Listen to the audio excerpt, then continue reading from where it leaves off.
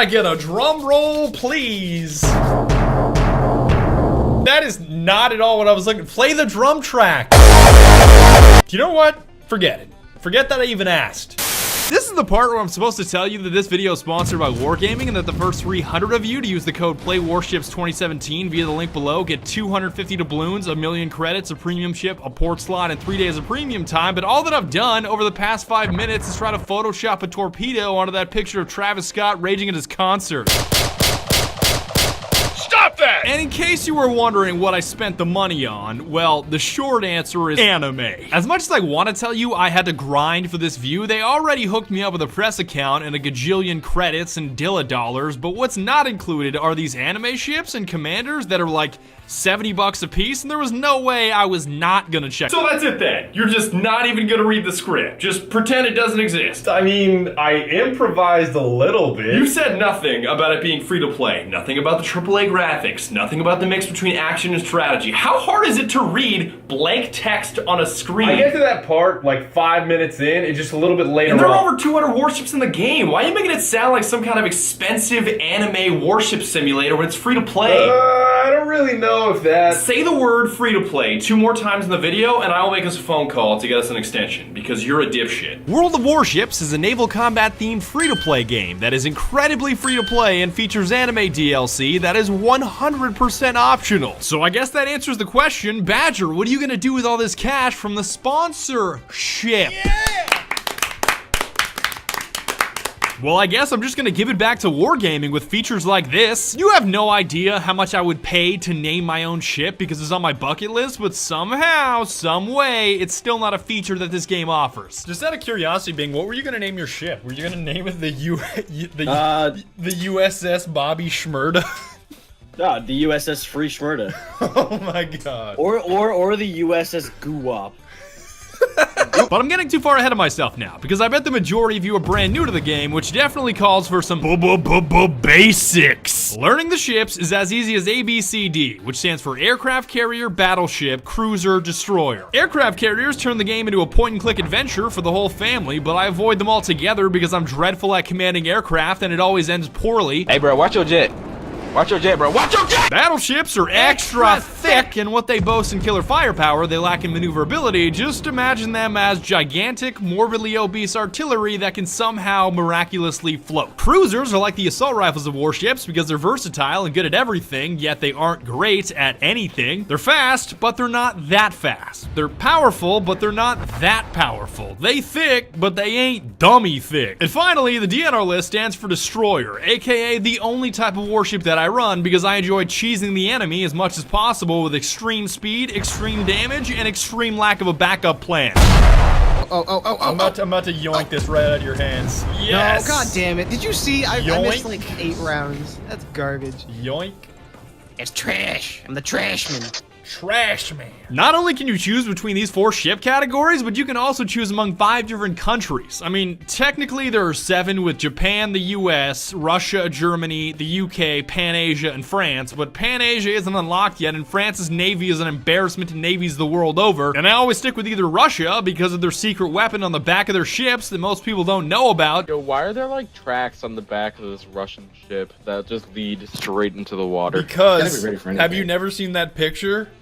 Yes, I will go. I will destroy submarine for the motherland. It's like a T-30 driving straight into the water. That's a building spec of every Russian ship. It has to have tracks off the back so that tanks can go underwater to destroy submarines.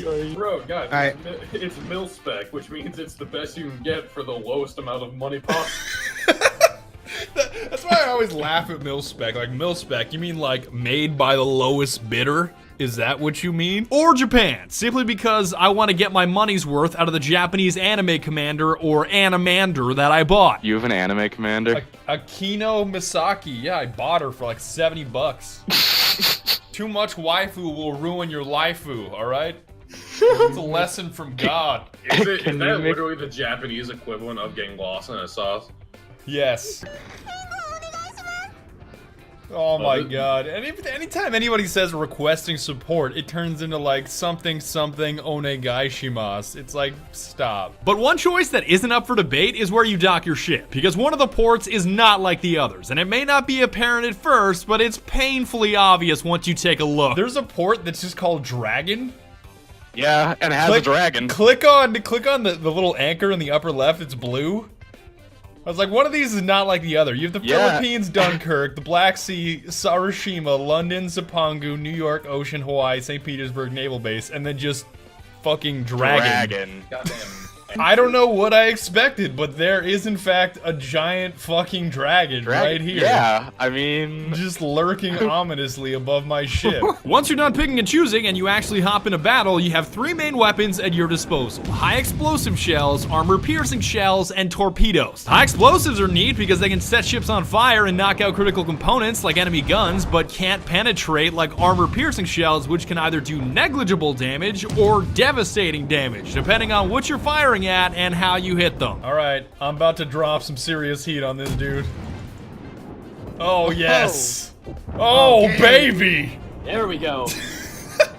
Is that the only guy they sent in his flag? Personally, I don't really f with these two because I'm all about my destroyers, and destroyers are all about torpedoes, these stealthy underwater missiles that sneak up on the enemy like the gray seals they are and cause maximum trauma.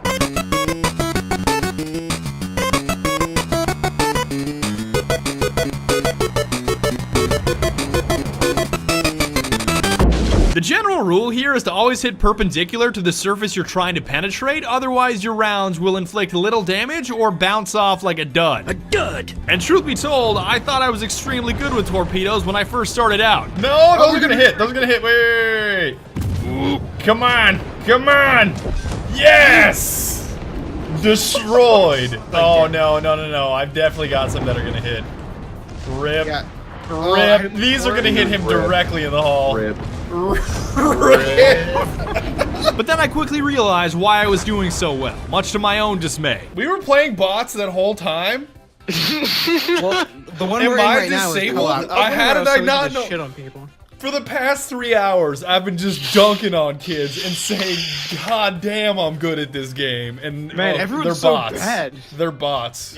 Yeah, they're bots. Like, is free-to-play just full of just like complete shitters? Why is this happening? Oh wait, they're bots. The most success that I had was removing all prediction and logic from my brain and just spamming them randomly in the direction of an opponent. I don't know why that works so well, but it was a far greater method than using my protractor. Think something ain't. Oh, I hit him. Nice. Did you That's get him? another one of those, you fire it, you wait 45 seconds, you're like, you're actually gonna run into it, and then he does run into it. Just be careful of friendly fire, because even if you see an enemy cruiser in the juiciest position to be torpedoed to the bottom of the ocean, it doesn't do you any good to accidentally damage an allied ship and have your name changed to Team Killer Pink. God damn it, I'm pink! I'm pink!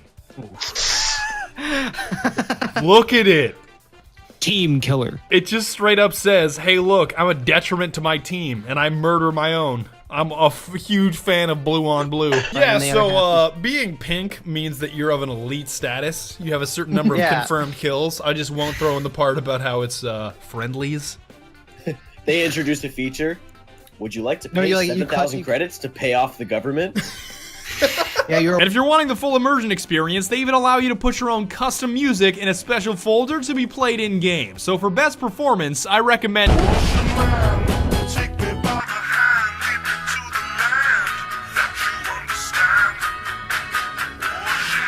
And that's about it. I would like to thank you very much for watching. A final thank you to Wargaming for sponsoring this video. So if you'd like to play World of Warships, there's a link at the top of the description. And be sure to tune in next time when we invent the submarine.